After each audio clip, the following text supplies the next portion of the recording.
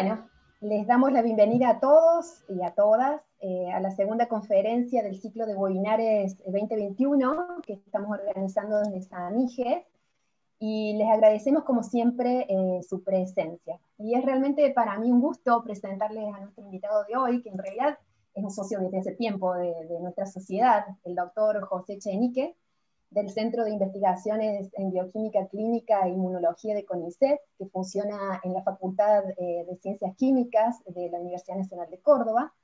José, me voy a animar a llamarlo Pepe, como la mayoría de nosotros lo conocemos, obtuvo su título de bioquímico en la Facultad de Ciencias Químicas de la Universidad Nacional de Córdoba en el año 1988, en donde igualmente realizó sus estudios doctorales, los cuales finalizó en el año 1997.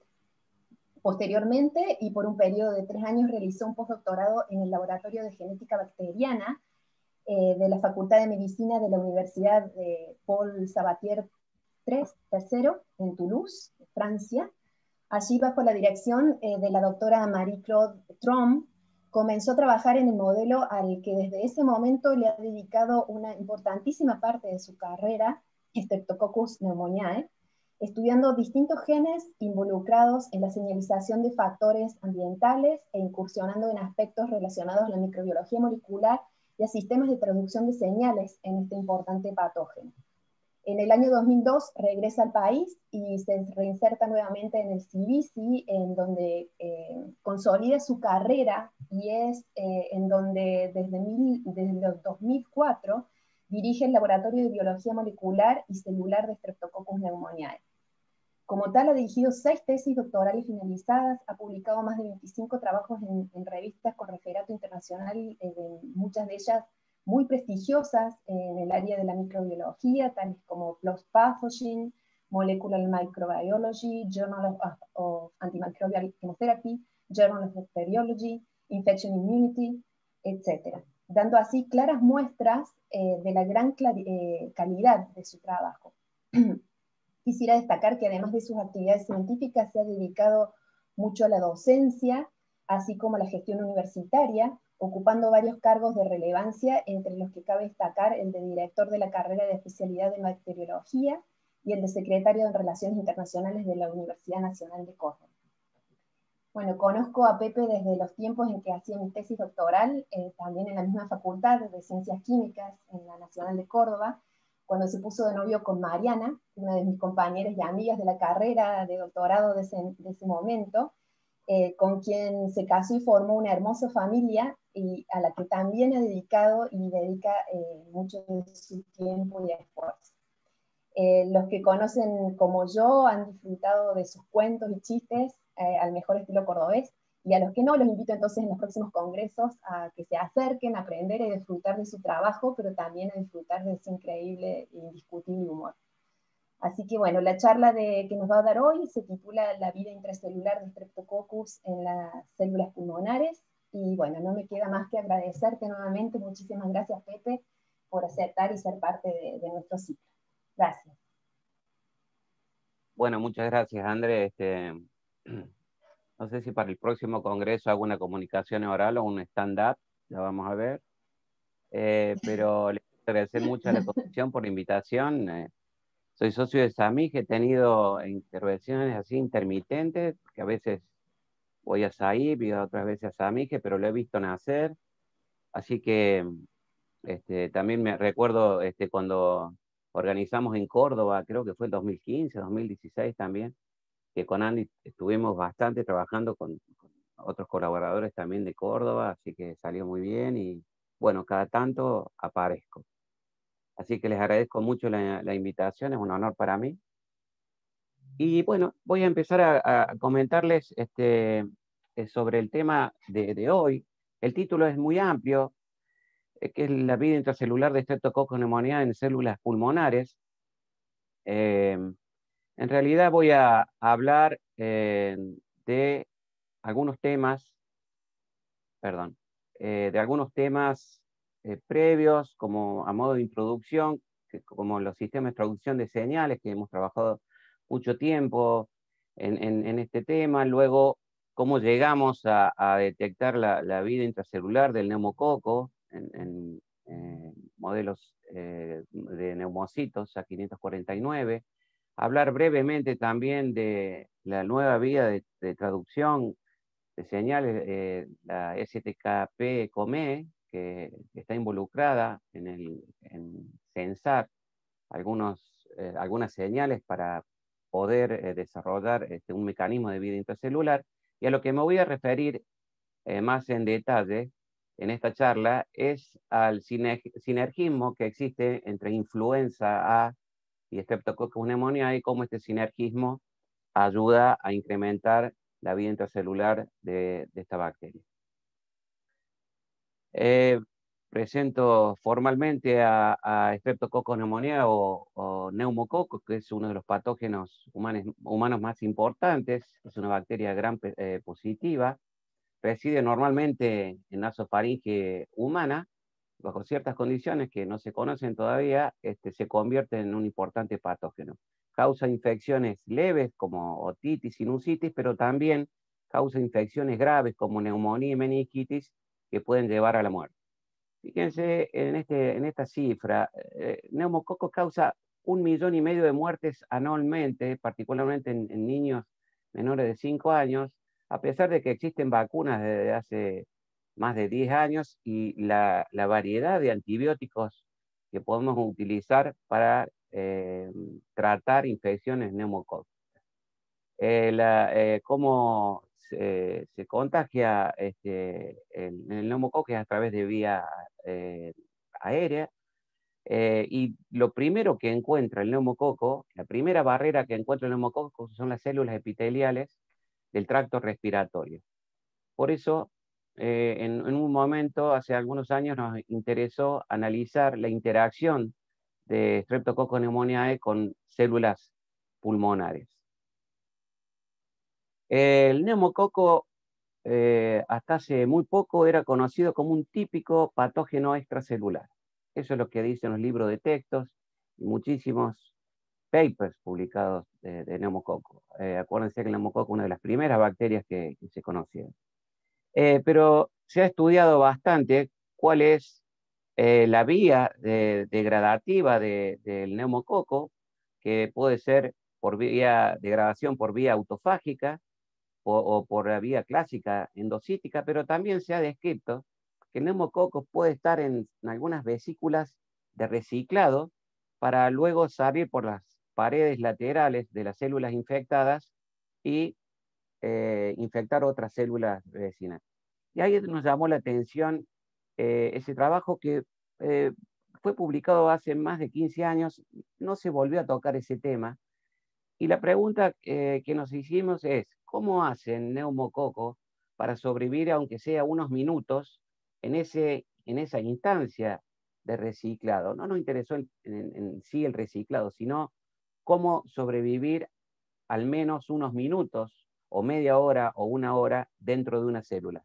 Las bacterias necesitan desarrollar ciertas capacidades para sobrevivir a nivel intracelular, como ya conocemos de patógenos intracelulares obligados. Entonces lo que nos preguntamos es, teniendo en cuenta que el neumococo es un patógeno extracelular, ¿puede tener una vida intracelular al menos transiente? ¿Y cuáles serían las ventajas de una vida intracelular? Obviamente la protección contra antibióticos extracelulares como la penicilina y otros beta-lactámicos, que son de uso muy común en infecciones neumocóxicas, y son antibióticos que no penetran en la célula, penetran muy poco.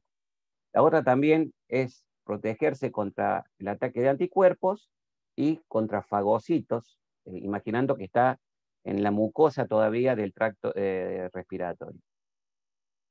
Entonces, para empezar a responder a estas preguntas, lo que hicimos fue diseñar un modelo de infección en monocapas de neumocitos, los clásicos A549. Lo que hicimos fue en las monocapas de neumocitos, perdón, infectar con neumococos en una multiplicidad de infección de 30 bacterias por célula eucariota. Dejamos endocitar 3 horas.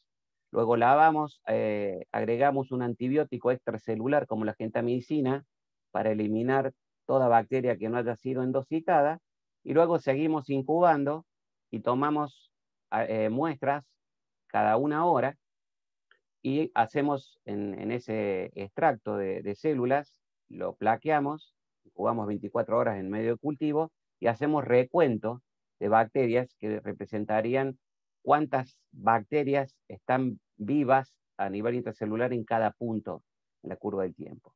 Y lo que vemos en la figura de abajo es que a tiempo cero para nosotros sería el 100%, y vemos que después de 5 horas todavía queda un remanente de un 20% de bacterias que viven dentro de las células. Y eso nos llamó mucho la atención, porque ya no estábamos hablando de 20 minutos o 30 minutos por un reciclado, o sea, de una sobrevida dentro de una vesícula de reciclado. Estamos hablando de una vida transiente importante. Y para poder sobrevivir en vesículas intracelulares que hasta ese momento no sabíamos si eran endosomas o autofagosomas o alguna vesícula en especial que se formara para que sobreviva el neumococo, en cualquiera de los casos necesitaba sobrevivir a condiciones de estrés, y una de las condiciones que nos interesó en ese momento fue el bajo pH que tienen en las vesículas como endosomas o autofagosomas. Nosotros habíamos trabajado en unas mutantes de una protona tepeasa, que son resistentes a optoquina. Habíamos demostrado que esta protona tepeasa, que es una bomba de protones que equilibra el pH intracelular, estas mutantes no pueden extruir los protones hacia el espacio extracelular, y cuando nosotros infectamos en nuestro modelo con neumocitos, a 0 horas y a 1 hora, vemos que las mutantes, tanto la ATPC, que es una subunidad digamos, en la región, en la F0 de la protona tepeasa, que es la ATPC A49T o la mutante ATPC G47C, en ambas daba disminuida la sobrevida del neumococo. Entonces, pensamos que el mecanismo de sobrevida intracelular involucra la protona tepeasa, y sugería que muy probablemente el neumococo necesitara un mecanismo denominado Acid Tolerant Response o ATR, que es el siguiente, que ya había sido descrito para neumococo, pero no para ser utilizado a nivel intracelular. Una bacteria cuando se incuba directamente a un pH letal muere, pero si se incuba un pH subletal, por ejemplo de pH 6, durante 1 hora y luego se incuba un pH letal de 4, hay un porcentaje de bacterias que puede sobrevivir. Aquí voy a hacer un resumen de lo que nosotros aprendimos en cuanto a la respuesta al estrés acídico en medios acidificados, en donde el neumococo responde de 2 maneras. Cuando se incuba a pH 6 durante 1 hora, induce un mecanismo de supervivencia, induce el ATR o Acid Tolerant Response, que le permite a la bacteria sobrevivir más cuando se incuba a pH letal. Pero cuando la incubación a pH 6 es mayor de 1 hora, ahí el mecanismo no es de sobrevida, sino es un mecanismo suicida, ya que induce una lisis a pH ácido que no se conocía, y es importante porque el neumococo, además del ambiente intracelular en el que se puede encontrar en los focos infecciosos, el ataque de macrófagos disminuye también el pH.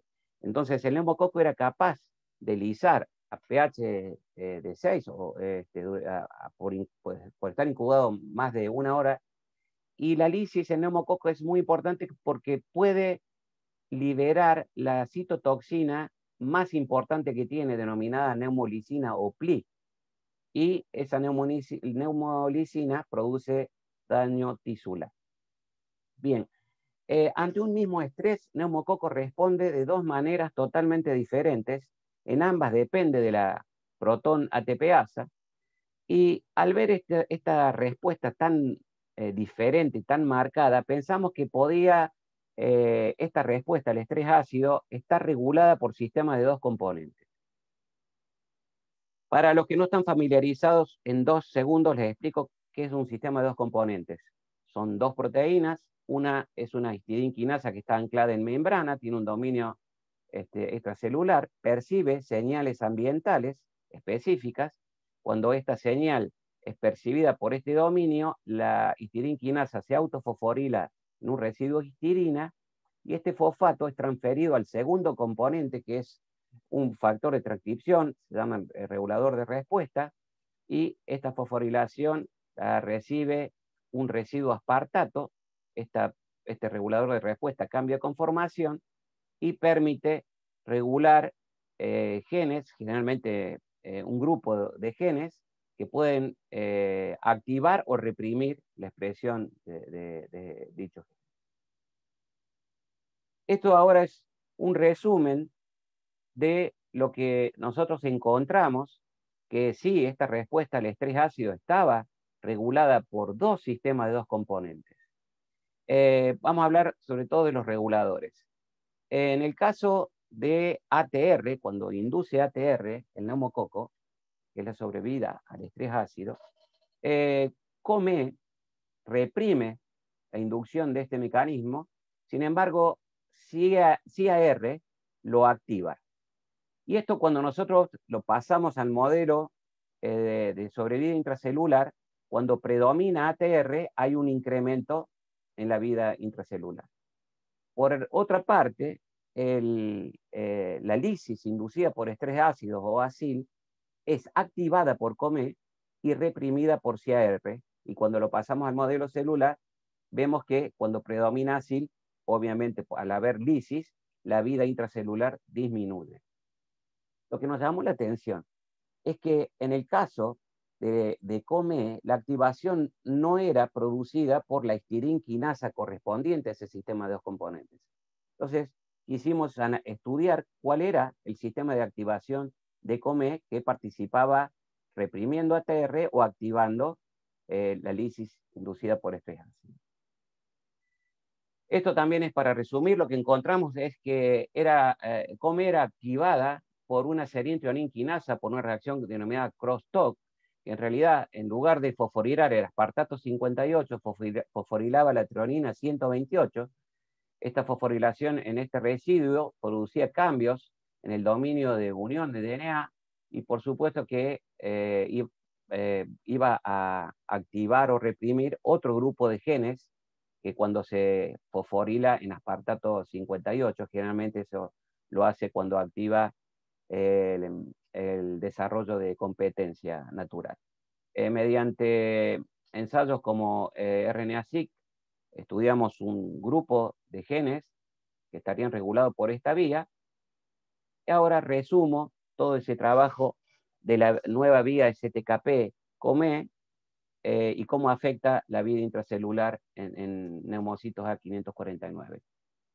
Cuando se activa STKP-COME y se fosforila COME en la trionina 128, lo que hace es reprimir ATR y activa la lisis o ASIL. ¿Cómo hace para activar? Cuando analizamos los genes que estaría regulando esta COME fosforilada en treonina, encontramos que podía activar genes mureme, y murene codifica para una enzima relacionada a la biosíntesis de pared, produce un desequilibrio en pared, activa a la autolisina LITA y produce la lisis. Por supuesto que esto también es importante por lo que comenté anteriormente, por la liberación de la neumolicina al medio. Entonces, en este caso, cuando hay lisis celular y daños producidos por la neumolicina, la vida intracelular baja. Además, también, COME activado va a inducir la expresión de la piruvato oxidasa, es decir, que va a aumentar la producción de peróxido de hidrógeno, y eso también va a producir daño celular. Es decir, que cuando se activa esta vía, la vida intracelular baja. Cuando esta vía no se activa, va a permitir la inducción de ATR, eso está más relacionado con CAR, que no voy a tocar en esta charla, y va a inhibir la lisis. Entonces, esto sería el resumen del trabajo que publicamos hace 2 años relacionado a la nueva vía STKP-COME, y nos da pie a lo que les voy a presentar a continuación. En el 2018 fue complicado convencer a los revisores de que neumococo tenía una vida intracelular, aunque había ya en 2015 nosotros habíamos tímidamente mencionado eso.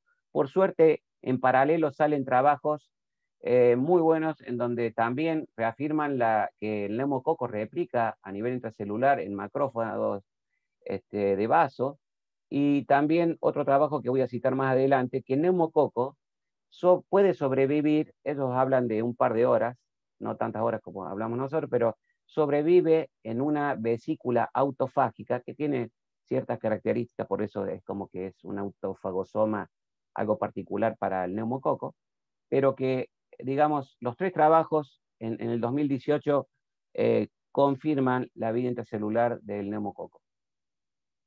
Bueno, ahora les voy a empezar a hablar de influenza. No tiene nada que ver en principio con el neumococo, y aquí cada vez que presento influenza me hace acordar a una frase que solía decir el doctor Patito, que fue uno de mis directores de tesis.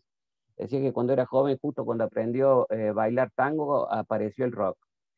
Nosotros justo cuando ya habíamos aprendido a trabajar con células, incluimos virus. ¿Y por qué incluimos gripe? Voy a hacer la presentación también formal de un virus que ustedes conocen muy bien. Influenza A causa gripe pandémica y estacionaria. La Organización Mundial de la Salud ha dado los siguientes datos. Aproximadamente la gripe causa 1.000 millones de casos anuales, entre 3 y 5 millones de casos severos de gripe, 700.000 muertes por año, a pesar también de existir vacunas muy efectivas contra la gripe y de existir antivirales específicos para gripe. Y las poblaciones de riesgo son de niños menores de 5 años y adultos mayores de 65. ¿Qué tiene que ver gripe con neumococo? Se sabe que aproximadamente en un 30% de los pacientes con gripe se desarrollan infecciones secundarias bacterianas, que en algunos casos puede producir la muerte. Generalmente son Streptococcus pneumoniae, Staphylococcus aureus y Haemophilus influenza. Sin embargo, Streptococcus pneumoniae es el patógeno bacteriano más común en las coinfecciones en pacientes con gripe. Este es un gráfico en donde muestra las pandemias de gripe en los últimos 100 años. Ustedes recordarán, la más importante de todas fue la gripe española en 1918, que causó más de 50 millones de muertes en todo el mundo. Luego le siguió la asiática en 1957, con 1 millón de muertos. La de Hong Kong en 1968, también aproximadamente 1 millón de muertos. Y la última, más recordada, es la del 2009, la swine flu, que causó aproximadamente 500.000 muertes.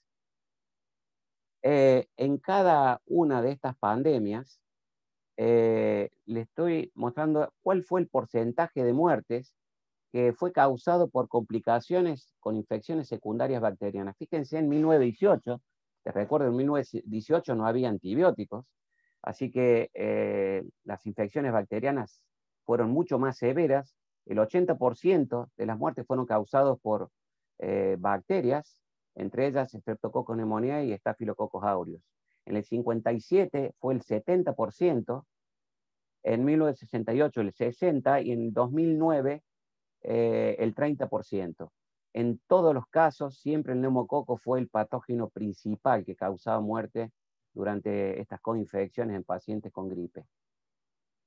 Desde hace unos 15 años hay muchos laboratorios muy importantes que han publicado cerca de 80, 90 trabajos. ¿Cuáles son las causas, mejor dicho, cuáles son los efectos que tiene la infección de influenza en nuestro organismo y sobre todo en el sistema inmune? Este es un gráfico súper reducido, solamente para mencionar 2 o 3 efectos muy importantes, como por ejemplo disminuye el reclutamiento de natural killer, disminuye el reclutamiento de neutrófilos, sobre todo en la mucosa respiratoria, disminuye la función de macrófagos, y estos efectos sobre el sistema inmune permiten que aumente la sobrevida bacteriana en un modelo animal.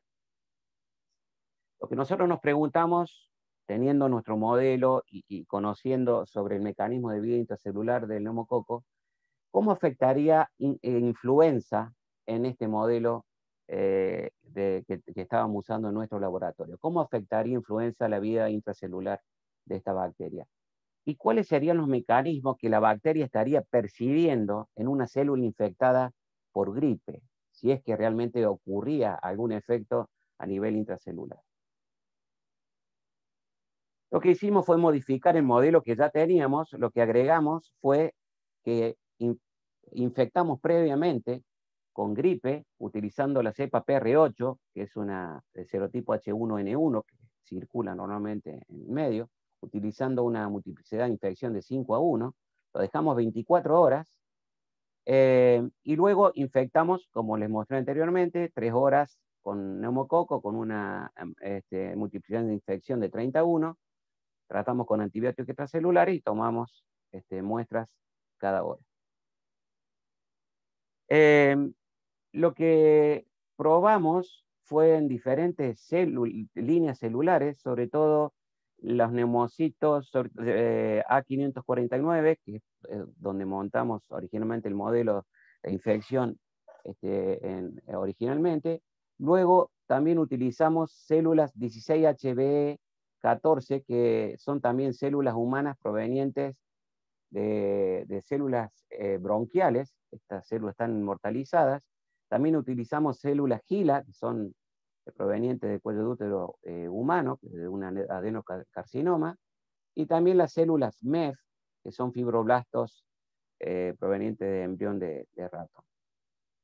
En todas estas, en estas líneas celulares encontramos que cuando infectamos previamente con gripe, que está marcado en las columnas verdes, en todas observamos un incremento significativo de la vida intracelular. Es decir, que influenza sí tiene un efecto sinérgico sobre la vida intracelular de esta bacteria, y que no dependía de la línea celular. Por otra parte, utilizando solamente los neumocitos A549, probamos con diferentes cepas de neumococo. Encontramos lo mismo, hay un incremento en la vida intracelular cuando son infectados con gripe, y entonces tampoco dependía de la cepa. Era un efecto que se podía reproducir en diferentes modelos. Entonces, conociendo ya que teníamos este efecto sinérgico de influenza sobre la vida intracelular del neumococo, nos preguntamos cuáles serían los factores bacterianos virales y de la célula eucariota infectada por el virus. En primer lugar, buscamos los factores bacterianos y utilizamos un screening de diferentes mutantes de histidinquinasa de los 13 sistemas de 2 componentes que tiene el neumococo, pero buscamos una mutante que no mostrara una vida intracelular menor a la wild type. Es decir, que la mutante no afectara per se la vida intracelular, que fuera igual a la wild type. Lo que nosotros estábamos buscando es una mutante que solamente se viera, que no respondiera a el efecto de gripe en la célula infectada. Teníamos varios candidatos que mostraban una vida intracelular parecida a la wild type, y de estos candidatos encontramos 2 que sí se veía afectada. Solamente en esta presentación voy a hablar de uno, del sistema de 2 componentes 1, que nosotros denominamos SIR-RH por Stress Induced Response. Desde ya les voy adelantando que está relacionado a estrés. Y cuando hicimos la mutante por deleción del regulador de respuestas, que se llama SIR-R, vemos que la sobrevida intracelular de la mutante es igual que la wild type. Sin embargo, cuando infectamos células previamente incubadas con gripe, no responde del mismo modo que wild type. Cuando probamos con la mutante de la histidinquinasa, tampoco respondía. Esto es una mutante por inserción duplicación, que es diferente a la por deleción. Y cuando preparamos cuando produjimos la revertante de la mutante por deleción CIR-R, volvió el fenotipo igual a la wild type. Se incrementaba la vida intracelular en células infectadas con gripe. Ahora la pregunta es, ¿qué genes están regulados por CIR-R para tratar de entender el mecanismo?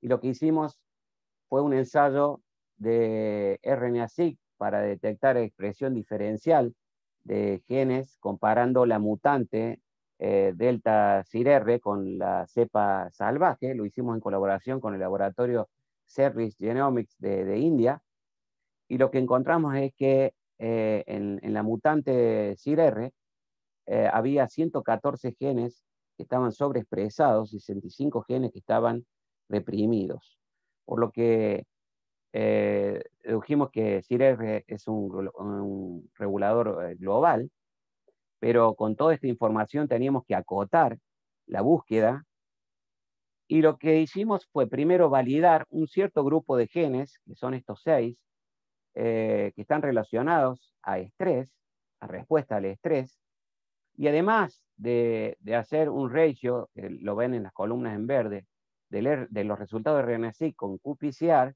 lo que hicimos también fue un análisis comparativo por proteómica entre la mutante delta CIR-R con wild type, que está graficado este resultado en azul.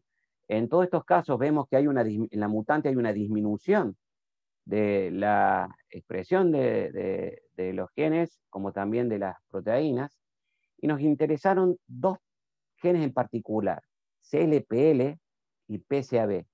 ¿Cuáles son las funciones de las proteínas codificadas por estos dos genes? PCAB ya era conocida y se había descrito en neumococo, es una proteína que une ATP y conforma un transportador de manganeso junto con PCA y PCAC. Ya se conoce la importancia que tiene el manganeso en bacterias, ya que es un cofactor esencial para muchas enzimas, y el neumococo estaba muy relacionado con estrés oxidativo, ya que la superóxido dismutasa, SODA, es dependiente de la concentración de manganeso. Así que uno de los candidatos, uno de los tipos de estrés candidatos a analizar es el estrés oxidativo. Ya se demostró en otros trabajos que las mutantes PCAB y SODA son sensibles a la presencia de peróxido. Entonces, lo que nos preguntamos es, CIR-R está regulando genes que están involucrados en la respuesta al estrés oxidativo. Por otra parte, también teníamos a CLPL, que fue descrito originalmente hace como 20 años como una heat shock protein, que depende de manganeso, podría estar involucrado, después lo discutimos. CLPL forma un hexámero que va a renaturalizar proteínas que se han deneutralizado normalmente por estrés térmico, pero en este caso nosotros no estábamos trabajando con shock térmicos, así que podría ser que estuviera involucrado en estrés ácido o estrés oxidativo.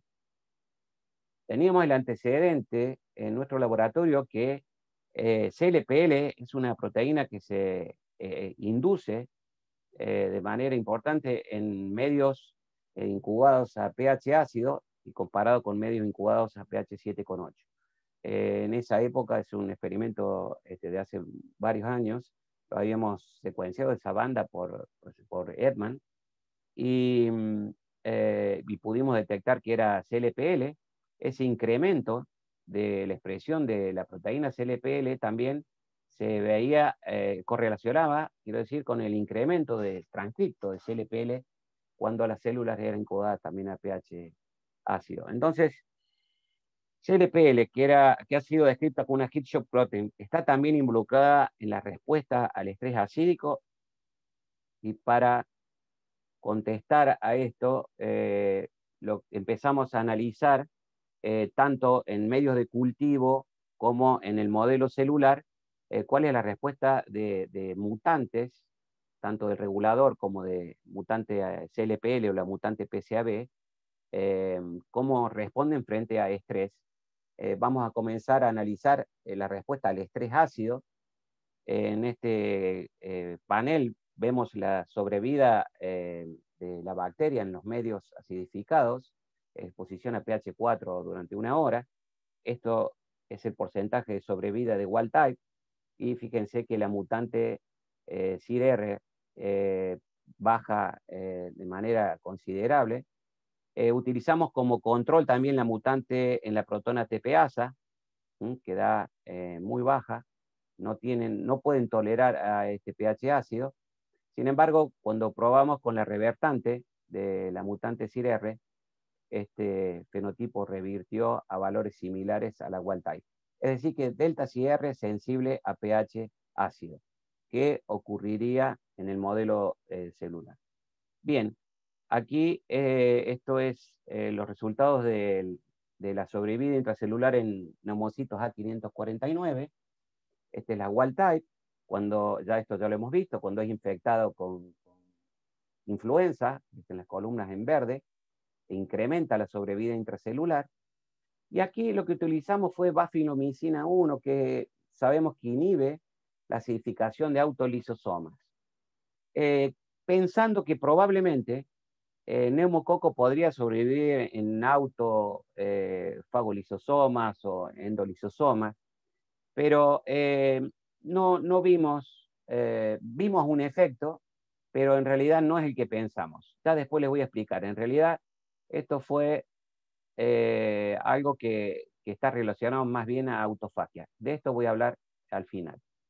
Cuando analizamos la mutante CIR, la vida intracelular de la mutante es similar, sin influencia, similar a wild type. Sin embargo, en células infectadas con gripe no hay respuesta. Y por supuesto, la mutante de la protona TPasa tampoco. Es decir, que el sinergismo entre el virus y neumococo necesita de una respuesta al estrés acídico para poder lograr este sinergismo que vemos en la cepa salvaje. ¿Cuál es la contribución? Ya vemos el regulador. ¿Cuál es la contribución de CLPL y PCAB? Cuando analizamos con este mismo ensayo de tolerancia a estrés ácido, vemos que la mutante CLPL también daba muy bajo, muy sensible a la presencia de pH ácido. Y eso es algo que no se conocía. Es decir, que CLPL sería una chaperona que también sería importante en la respuesta al estrés ácido. En la mutante PCAB da también sensibilidad. Lo que aquí nos queda la duda es si esta sensibilidad se debe a la falta de manganeso, que es necesaria para la actividad del CLPL, es decir, que esta mutante podría estar afectando en realidad por la falta de manganeso a la actividad de la chaperona. Cuando probamos estas mutantes en el modelo celular, el control de wild type que ya hemos visto, el sinergismo con infección con influenza, y CLPL da el mismo fenotipo que la mutante CIR. No responde a la presencia de gripe, sin embargo da la misma sobrevida intracelular que la wild type cuando no está infectado con gripe. En el caso de la mutante PCAB es la única mutante que sí le afecta a la vida intracelular per se.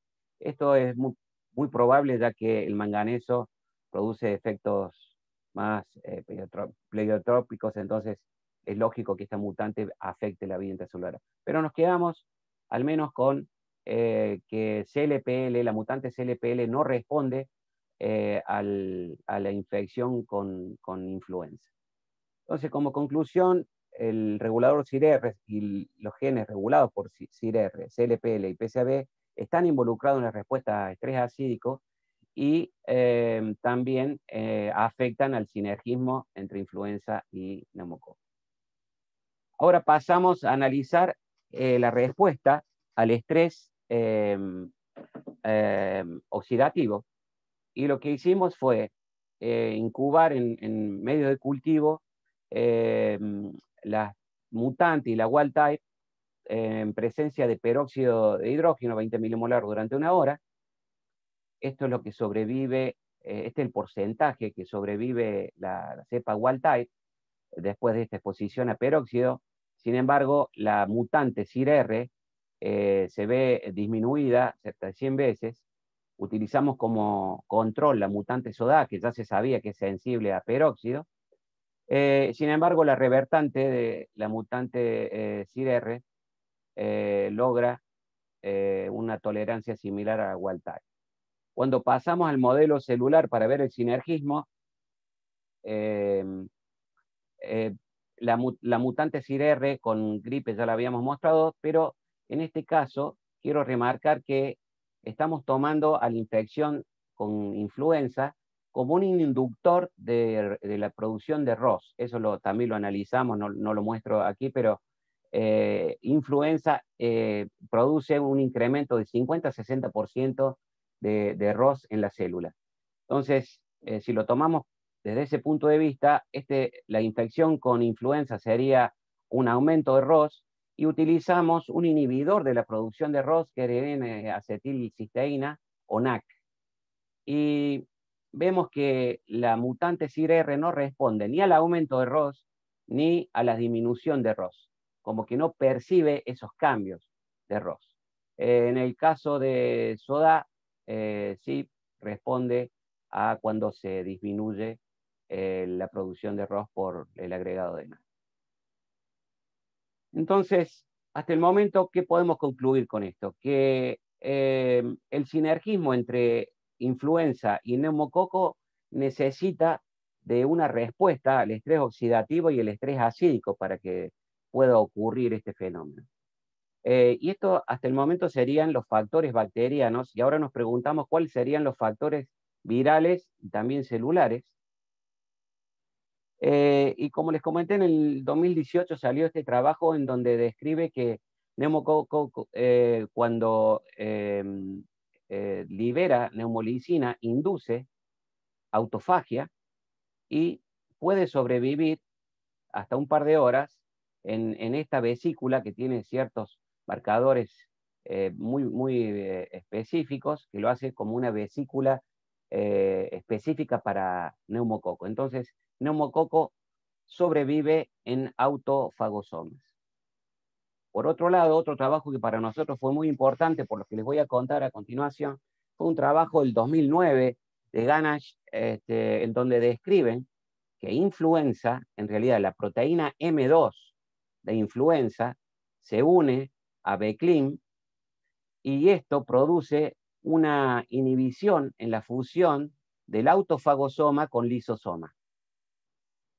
La pregunta que nos hicimos ¿es posible que la infección de influenza a través de M2 bloquee esta fusión? Y como ahora sabemos que neumococo sobrevive en autofagosomas, este sea el motivo, este bloqueo por M2 de influenza sea el motivo por el que neumococo puede sobrevivir más a nivel intracelular y dentro de autofagosomas. Esa es la hipótesis. Como control, algo que ya se sabía, pero bueno, lo probamos en nuestros modelos, transfectamos neumocitos A549 con un plásmido que expresa una fusión de LC3 con mGate2, y luego infectamos con gripe, con neumococo o la coinfección. Este sería el control, sin infección, y tanto en gripe como con neumococo en la coinfección hay un aumento de señal de LC3, que es un marcador clásico para determinar si hay inducción de autofagia o no. Y para determinar si autofagia realmente es esencial en el mecanismo de sinergia entre influenza y neumococo, lo que hicimos fue utilizar un modelo de coinfección en las células MES, y yo se los comenté en una de las primeras diapositivas, que sabíamos que no dependía de la línea celular, es decir, que cuando las MEF las incubamos 24 horas antes con gripe, el neumococo sobrevivía más. En la mutante CAR no hay esta respuesta de la wild type, y cuando infectamos con gripe las MEF knockout en ATG5, es decir, que son deficientes en autofagia, vemos que en la cepa wild type no vemos el incremento, más bien vemos un descenso, una disminución significativa en la sobrevivencia intracelular. Es decir, que dependía este sinergismo de células que fueran proficientes en autofagia. En el caso de la mutante CIRR, no hubo cambios como en el caso de las células MEF. Lo que sí no entendemos todavía por qué hay una disminución hasta en la cepa, perdón, en la línea no infectada con gripe.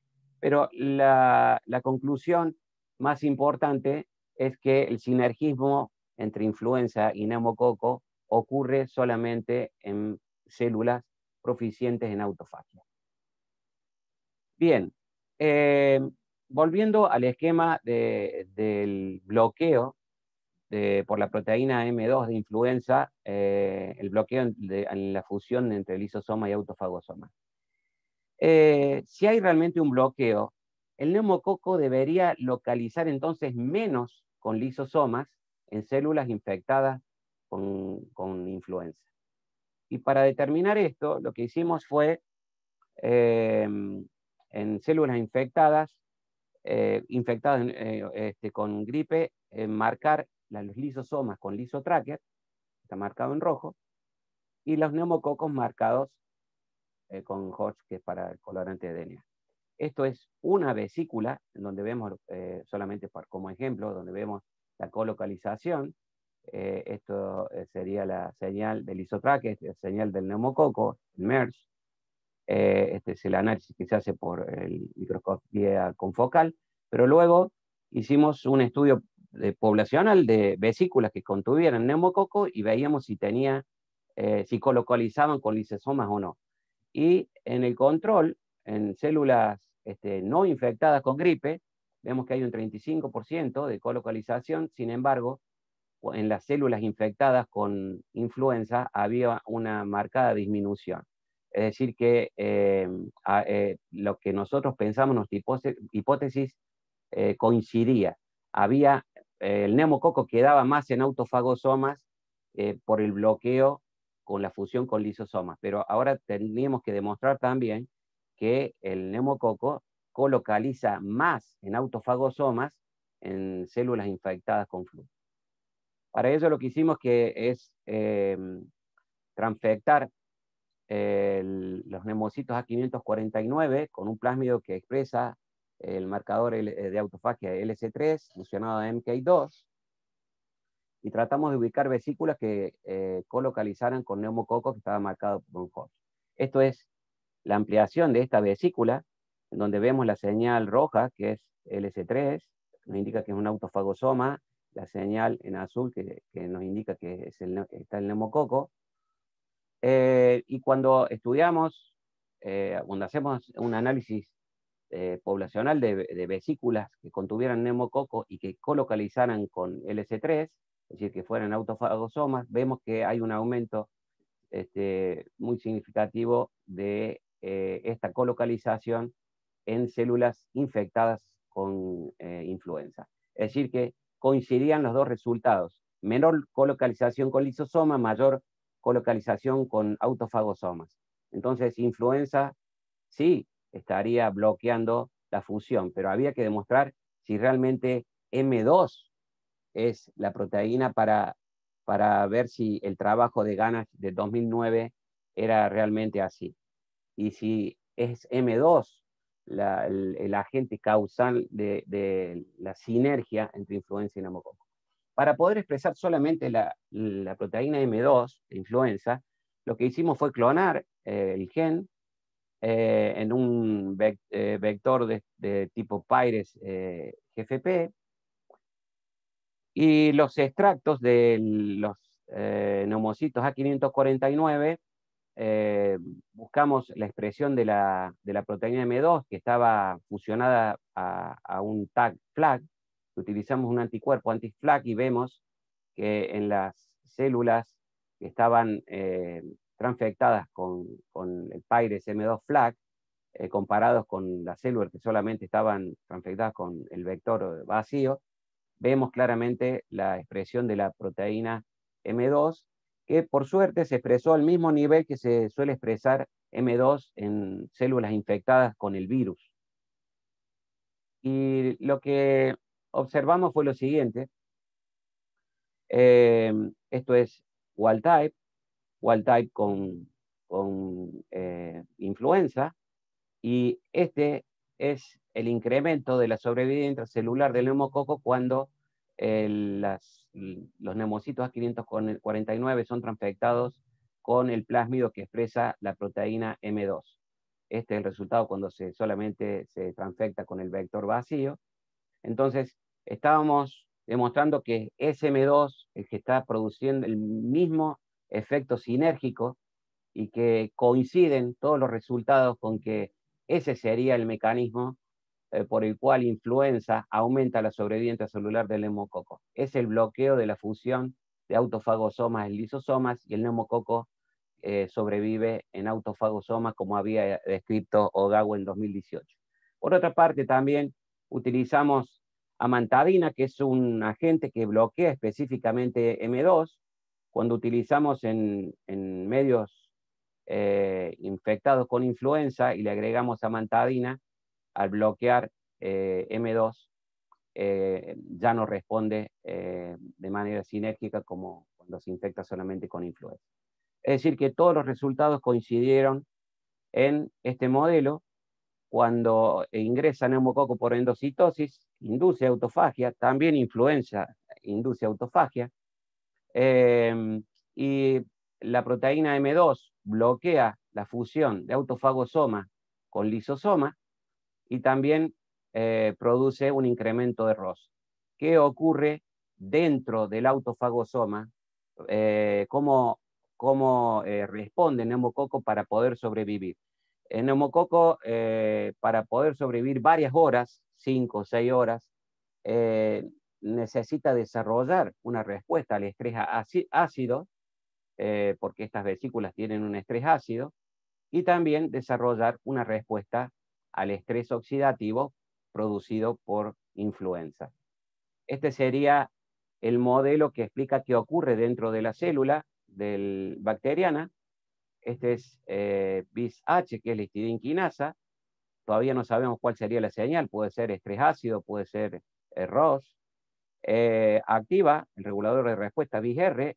Este regulador activa la transcripción del gen PCAB para expresar el transportador de manganeso para que pueda ingresar este metal al citoplasma. Este manganeso va a ser utilizado por SODA, que es parte fundamental de la respuesta al estrés oxidativo, y también el manganeso va a ser utilizado por CLPL, que es una chaperona, que ya no debería ser llamada heat shock protein, debería ser una stress chaperone, porque responde a estrés térmico, oxidativo y ácido. Entonces, esto sería, digamos, el resumen de los factores bacterianos. Y hace una semana salió publicado este review por un grupo sueco que al mismo tiempo que nosotros publicamos el año pasado toda esta historia de CIR-R, CIR-H, PCAB y CLPL, ellos publicaban otro sistema de dos componentes, el CIRH, que estaría activando una chaperona HTRA, que es extracelular, y esta chaperona puede defender del ataque de estrés oxidativo. Es decir que al mismo tiempo, dos sistemas, dos componentes en células infectadas con gripe estarían regulando la respuesta del neumococo, y me pareció que es como el inicio de una línea de trabajo que ha sido subestimada hasta el momento, sobre todo a nivel terapéutico. La mayoría de las terapias contra el neumococo han sido antibióticos extracelulares como penicilina beta-lactámico. Ahora se están utilizando otros, pero es para tener en cuenta que la interacción del neumococo y la vida intracelular del neumococo en pacientes infectados con gripe debe ser tenido en cuenta. ¿Cuáles son las perspectivas que tenemos en nuestro trabajo de ahora en más? Es tratar de caracterizar otras proteínas que he nombrado de paso, que están involucradas en la respuesta al estrés oxidativo del neumococo, estudiar un poco más cuál es la contribución de CIR-RH, CIA-RH y la vía STKP-COME.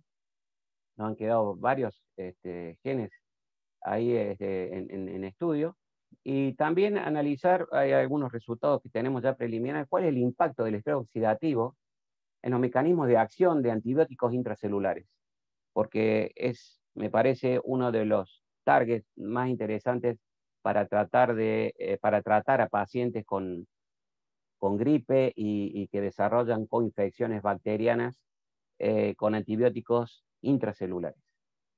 Bien, el agradecimiento al lugar de trabajo, al Departamento de Bioquímica Clínica de la Facultad de Ciencias Químicas de la Universidad Nacional de Córdoba, por supuesto al Instituto Civisi de CONICET, al grupo que ha hecho todo este trabajo, Nico Reynoso, que actualmente está haciendo el postdoc en la Universidad de Duke, a Melina Xiang, que está de postdoc en la Universidad de Oklahoma, a Paulo Cortés, que está actualmente en nuestro laboratorio, también a Nadia Olivero y Mirelis Hernández, que están haciendo su tesis doctoral, eh, y a colaboradores en Argentina, el Sequibiem, que nos ayudó con el tema de proteómica, y los colaboradores en el exterior, Daniel Pérez, que fue quien nos enseñó a trabajar con gripe, que está en la Universidad de Georgia, Germán Piñas, que trabajó en la vía STKP-COME, en la universidad, actualmente está en la Universidad de Utah, Rosario Durán, Instituto Pasteur, que nos ayudó con la caracterización de la treonina fosforilada en COME,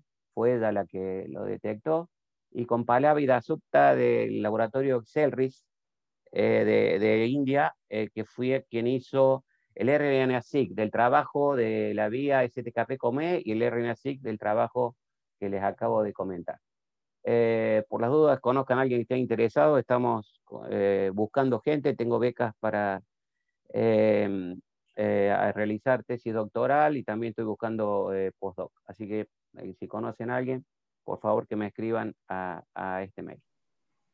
Quiero agradecer la fuente de financiamiento, FONSIC, CONICET, Lena Yates, sobre todo en el estudio con influenza, y CECIT de la Universidad de Córdoba. Les agradezco la atención. Gracias. Bueno, muchísimas gracias, Pepe. Excelente el trabajo. Yo lo conocía poco, pero bueno, buenísimo volverlo a leer. Vamos a abrir entonces la ronda de preguntas. Pueden preguntar. Ahí está. Ya, Fernando Soncini, la primera pregunta. Se pueden anotar en el chat para dar un orden perfecto. Bueno, muy linda presentación. ¿Fernando? Claro, perdón, ahí estoy. Muy linda presentación, Pepe, muy claro, me quedó todo muy claro. Una pregunta, porque me imagino que ya lo analizaron. Uno espera que no sea tan reduccionista, pero ¿probaron a expresar de forma independiente, decir R, el transportador de manganeso? Si es solo la ausencia de manganeso lo que causa ese efecto pleiotrópico en la mutante en CIR-R que no puede responder o que no responde de igual manera ante la coinfección con influenza? No, todavía no lo hemos hecho. El tema de manganeso ahí nos ha quedado en estudio porque como afecta a diferentes enzimas es como complicado, pero sí, sería una posibilidad de tratar de ver cuál es el efecto solamente del manganeso y que no esté relacionado con CIR-R. Porque también el manganeso está regulado por otros reguladores. Y ahí se Claro, contiene. sí. Y hay Por dos eso, reguladores más.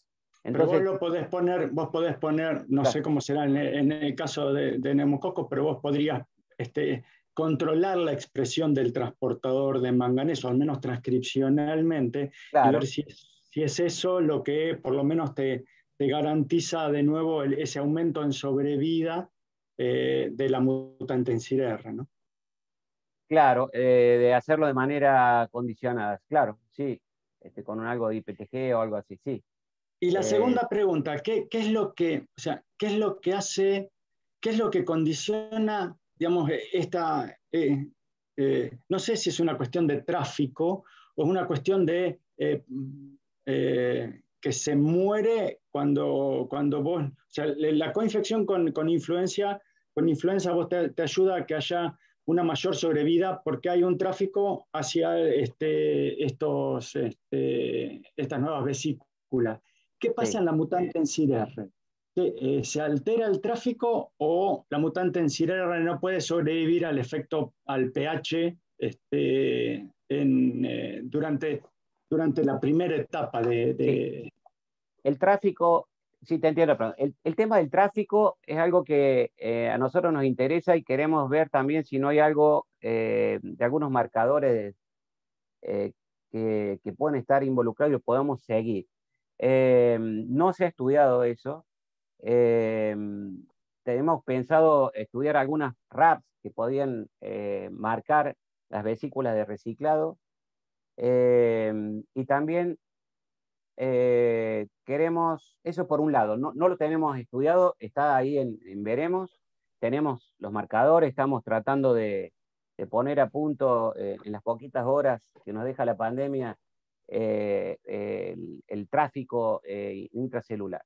Lo que, hablando de tráfico, nos llama la atención que, por ejemplo, en las MEF, que no hay autofagosomas, todavía hay vesículas, nos queda un 20% de sobrevida y eso no lo estudia nadie.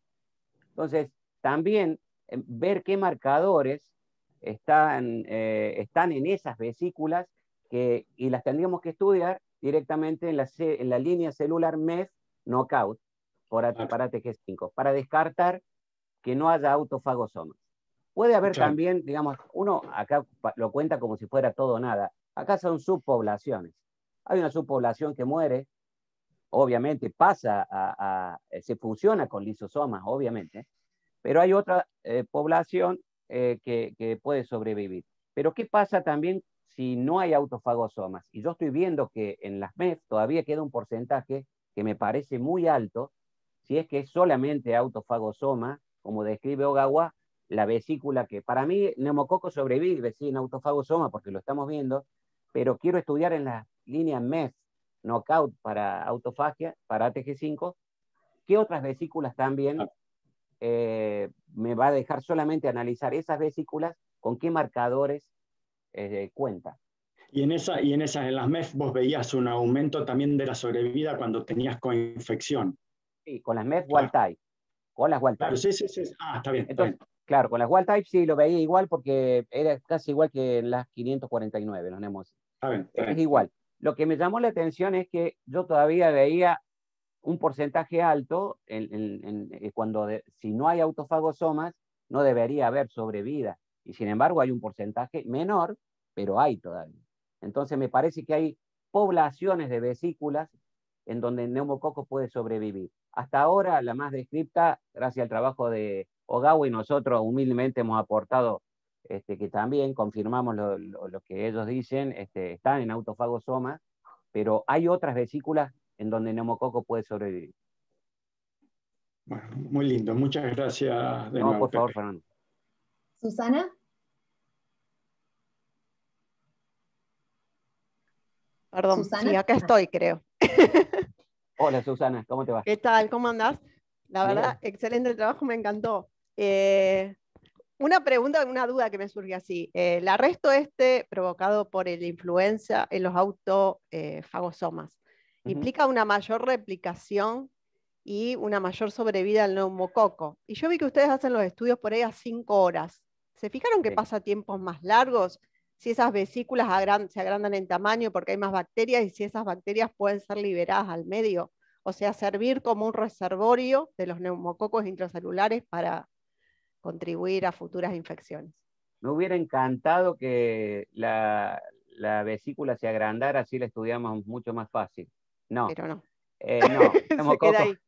es una vida intracelular bien transiente, se queda ahí, las vesículas no tienen más de 1 o 2 células, y después de 8 horas es como que ya predomina la vía degradativa y no sobreviven.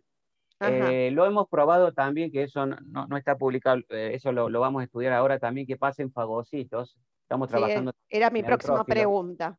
claro, en neutrófilos, y con unos neutrófilos también que tienen mutado una enzima que baja muchísimo la producción de ROS. Así que eso es una de las cosas que estamos haciendo ahora. Eh, lo que, eh, lo que queremos ver en realidad es te quería contar que en macrófagos, eso quería, eso iba, en macrófagos sobreviven hasta 4 horas, que ahí es más raro que todavía que sobrevivan tanto. Y eso no lo hemos publicado. En neumocitos llega a 5, 6, pero si lo hemos visto más adelante y no, ya cae mucho y ya no la detectamos. Pero nos llama mucho la atención que en fagocitos como macrófagos, y ahora vamos a probar en neutrófilos, sobreviva más de 1 hora. Eso es mucho para una célula tan agresiva como estos fagocitos. ¿Y el influenza puede infectar macrófagos o no? Sí, Yo no tengo ni sí, idea. sí, sí. También. Ajá. Sí, O infecta. sea que Sí, podría haber un efecto sinérgico también. no sé si el mismo, Ajá. pero probablemente sea el mismo y tenga algunas características diferentes. Para mí, la respuesta al estrés oxidativo en macrófago o neutrófilo tiene que ser muy marcada. Por eso estamos estudiando otras como tioredoxinas y algo así que está regulado por CIR para analizar lo que pasa dentro de fagocitos, porque ahí la respuesta, la producción de ROS es mucho mayor, así que ahí si puede sobrevivir varias horas en fagocitos, es muy interesante. Y lo otro que no me quedó claro es por qué ustedes exploraron solamente los sistemas de 2 componentes donde no había cambios respecto a la wild type y no los que se veían cambios en Sí, la, porque digamos, la si yo, sinergia. claro, si yo elegía un sistema de 2 componentes que ya afecta la vida intracelular, después no me deja ver cuál es, no sé si es el efecto, si es que no está sensando los cambios producidos por influenza o es por la mutación en sí. Entonces, ya estudiaría qué genes regula y por qué no sobrevive, pero no el efecto de influenza.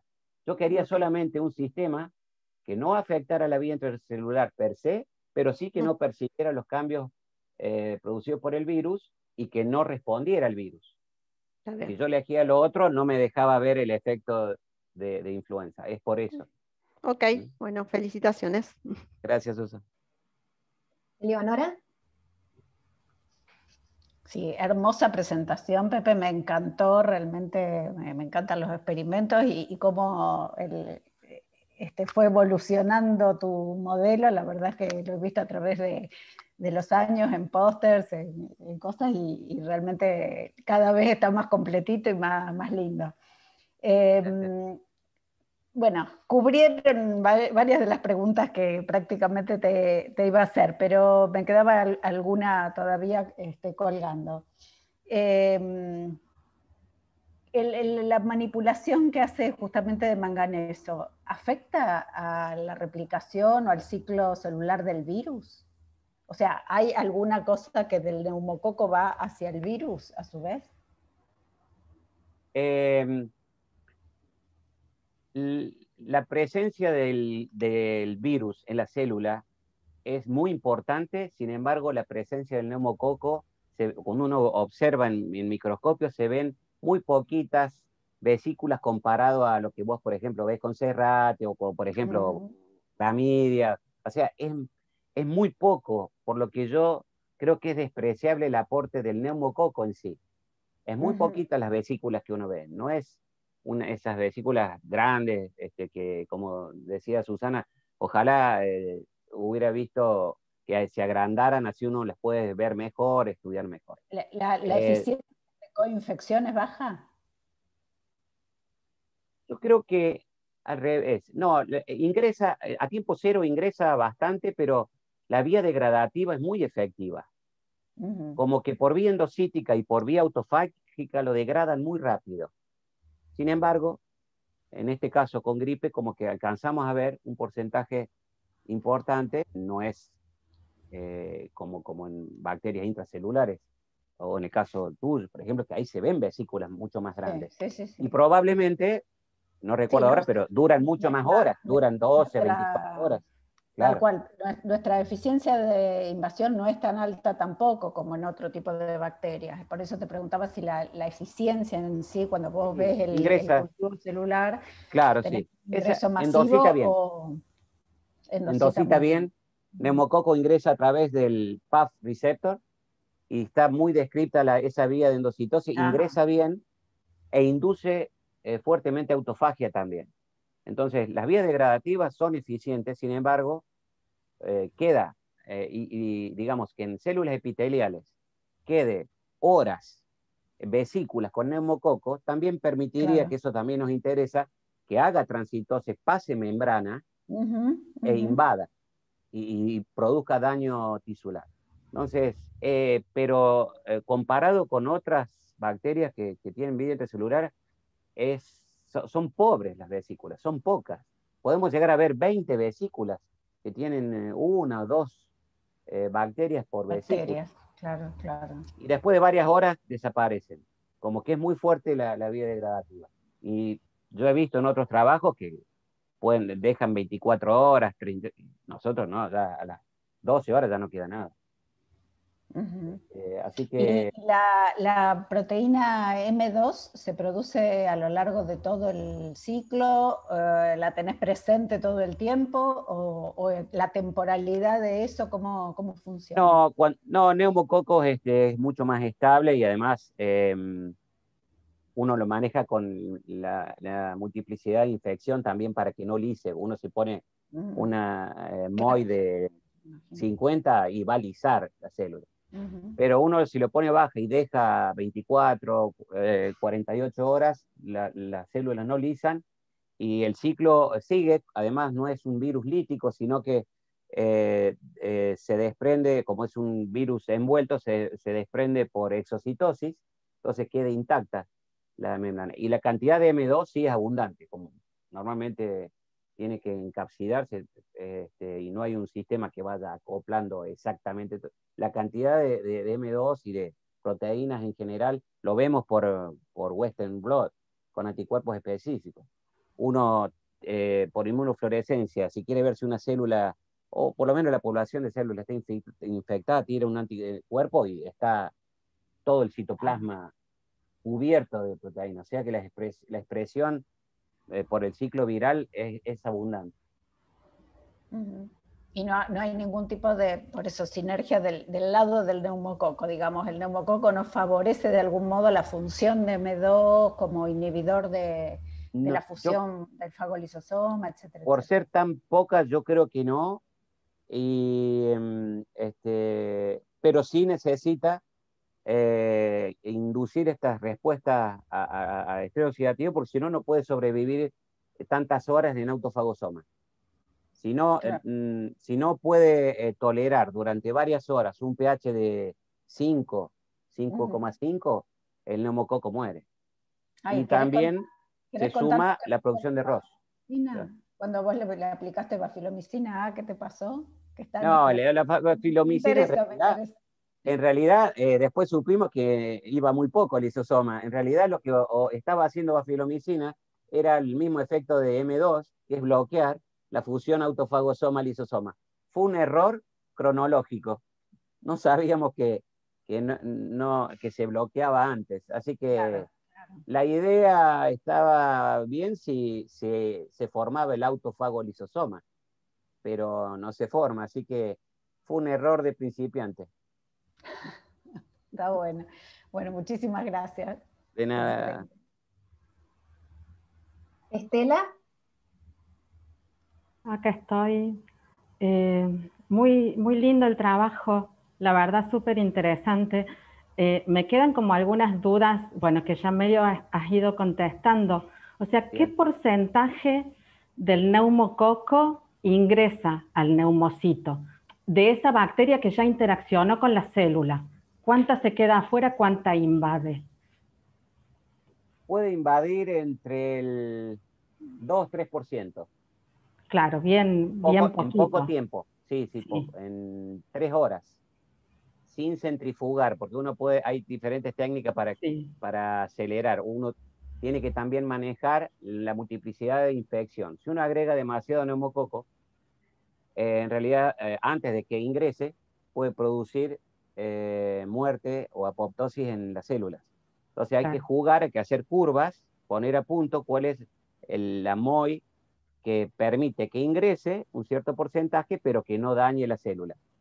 ¿Está bien? Lo mismo ocurre con el virus. Uno no puede poner una MOI muy alta, tiene que ser una MOI más bien baja y dejarlo durante 24 horas porque si uno agrega demasiado virus también daña la célula, después no te queda la monocapa para poder hacer el ensayo. Así que Bien, eso es más o menos los porcentajes. y tal vez lo dijiste y a mí no me terminó de quedar claro. En el caso de la coinfección, este neumococo que sobrevive más horas adentro del neumocito, en la clínica, en la enfermedad, ¿qué va a pasar? ¿Ese neumocito va a ser capaz de escapar del autofagosoma y estar otra vez ahí para invadir otras células? ¿O cuál es tu idea? Bien, eso está relacionado un poco con lo que preguntó Fernando. Ya se sabe que hay transitosis, pero no se le estudió en el tiempo, era como un efecto rápido, de pocos minutos. Si en pocos minutos hay transitosis y dura varias horas, tiene más probabilidad. Entonces hay que estudiar directamente con marcadores estas vesículas, estudiar el tráfico de estas vesículas, no solo de autofagosoma, sino también las vesículas endosomales, porque hay población que va también a la otra vía y puede sobrevivir, después de varias horas también. Entonces eso todavía queda por hacer. Pero el tema digamos, de la vía intracelular transiente, el riesgo que tiene esa célula es que se defiende esas bacterias de antibióticos, anticuerpos y macrófagos, y puede pasar a otras células vecinas o atravesar membrana basal. Eso no se sabe. El tráfico todavía no lo hemos estudiado. Pero hay un trabajo viejo, uno solo, que habló de transitosis. Y después no se habló más. Muy, muy interesante, gracias. Gracias a vos. Claudio. ¿Qué tal? Muy buenos días y muchas gracias, Pepe. Hola, Claudio. ¿Qué haces? Una excelente clase de microbiología molecular y celular. No, yo lo que te quería preguntar es una cosa, es un detalle, una duda que me surgió cuando al final comentaste sobre este review reciente que integraba tu trabajo y el trabajo de otro grupo. Y hablaste de que había otro sistema en paralelo contribuyendo a la sobrevida.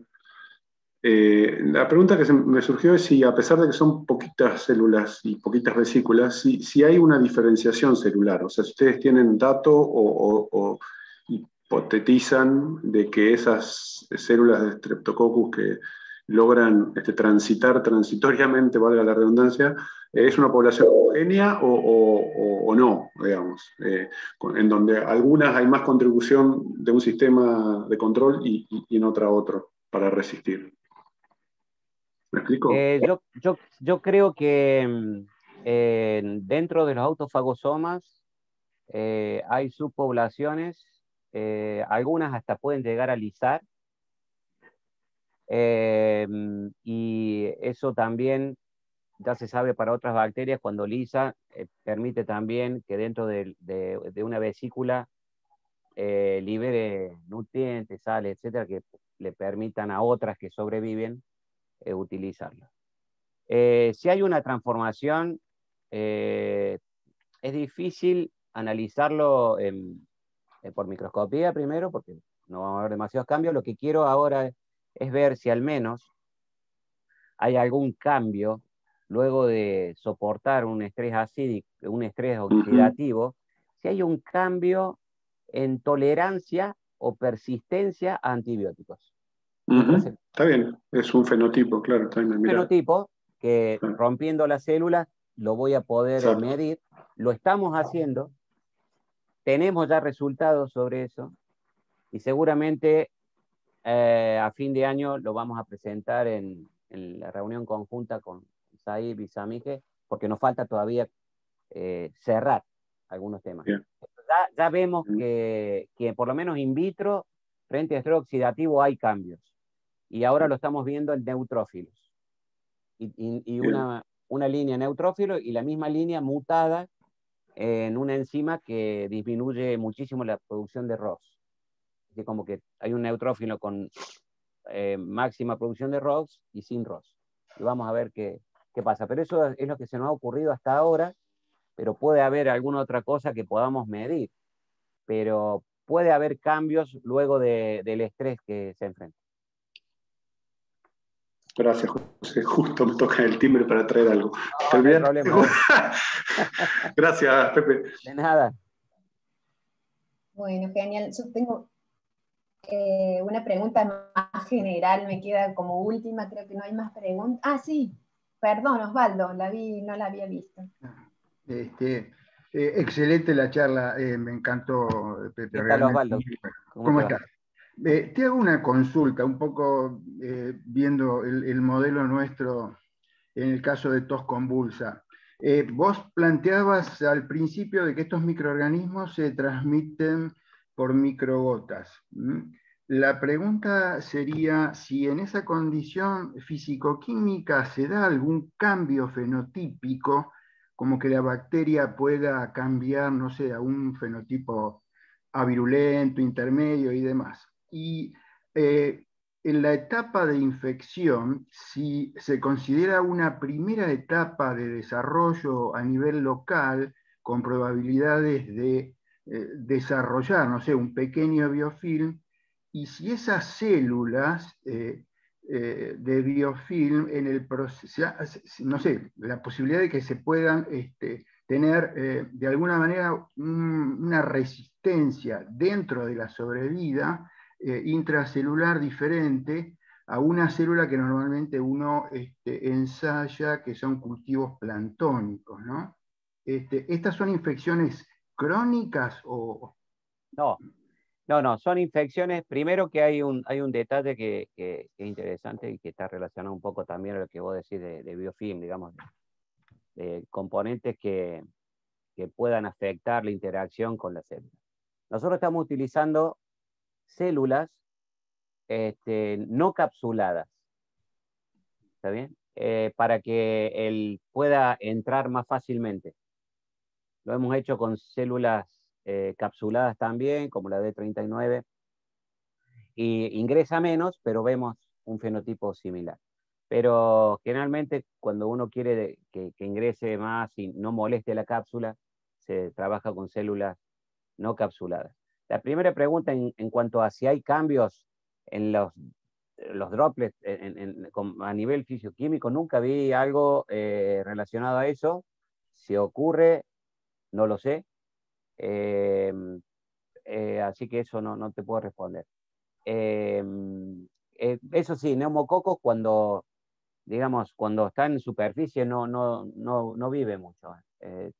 Cuando hay transmisión de mucosa a mucosa es cuando es más efectivo porque tiene ciertos requisitos de crecimiento. No es una pseudomonas que crece en agua destilada. Eso es lo que quiero decir.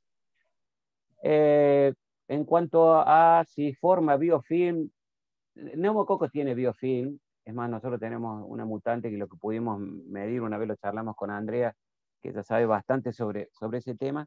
Lo que no sé si el biofilm dentro de la célula lo desarrolla más bien, el biofilm lo puede desarrollar a nivel extracelular, como medio de defensa también para evitar ataques de anticuerpos, antibióticos, todo lo que sabemos de biofilm.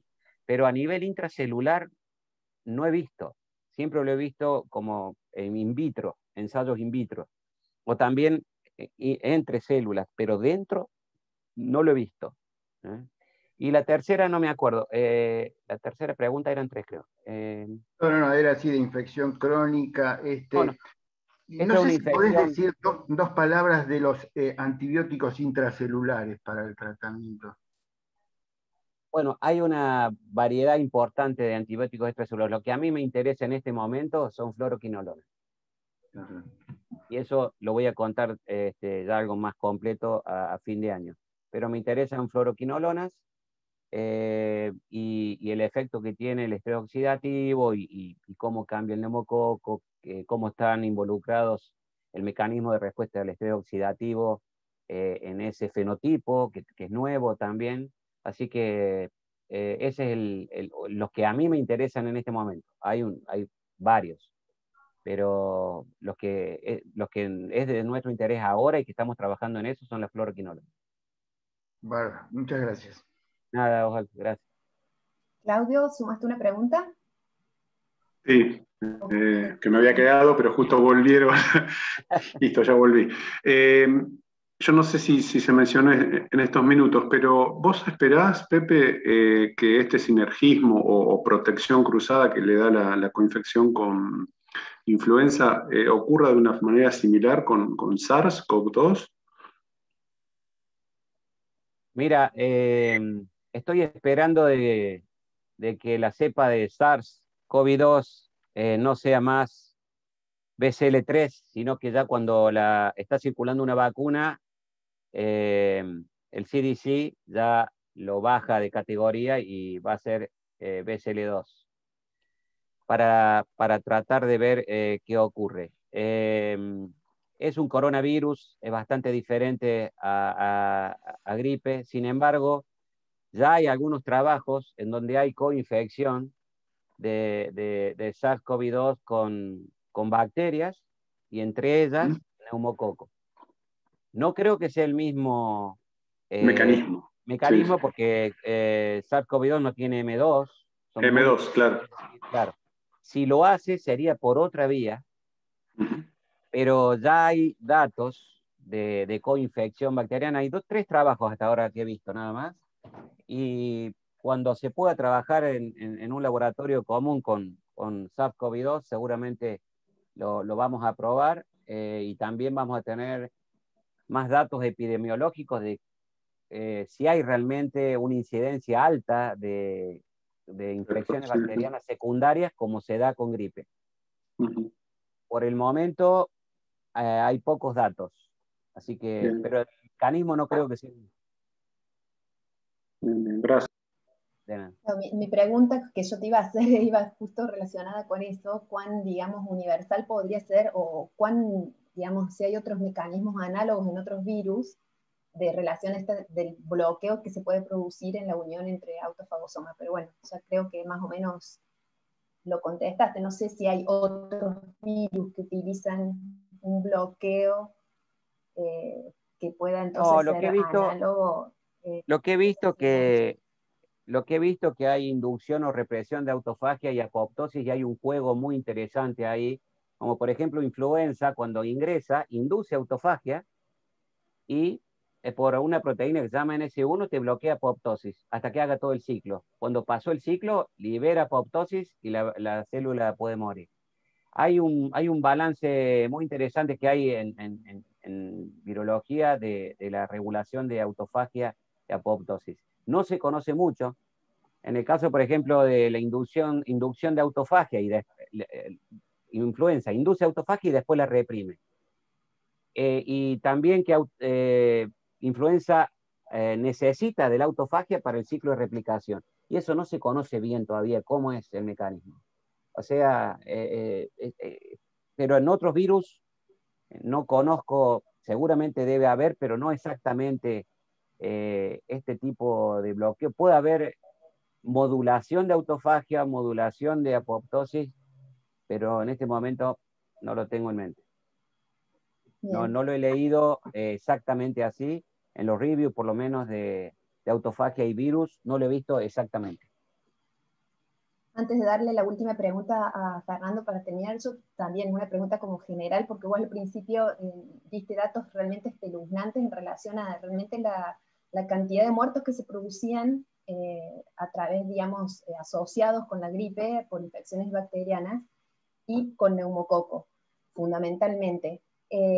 Como hay tan poco porcentaje de bacterias que son las que realmente tienen esta sobrevida intracelular, esa digamos, asociación que se da entre la neumonía que te produce la gripe y después asociada, ¿vos crees que hay otros factores más o que realmente son fundamentalmente basados en este mecanismo de sinergia? No, por supuesto que no. Esto sería como una foto de la primera interacción que tiene el neumococo con epitelios del tracto respiratorio.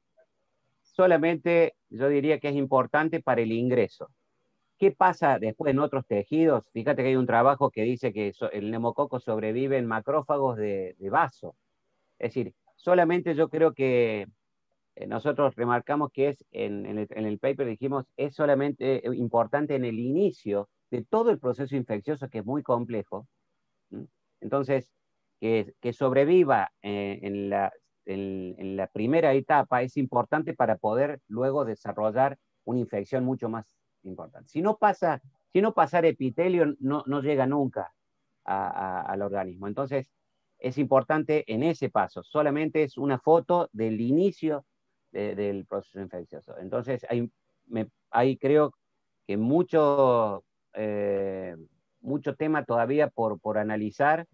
¿Qué pasa con fagocitos? Como ya comenté. ¿Qué pasa en órganos como vaso? ¿Qué pasa en hígado también? En hígado. Porque ahí es donde se acumula, cuando hay septicemia, se acumula la infección de neumococo en vaso y en hígado.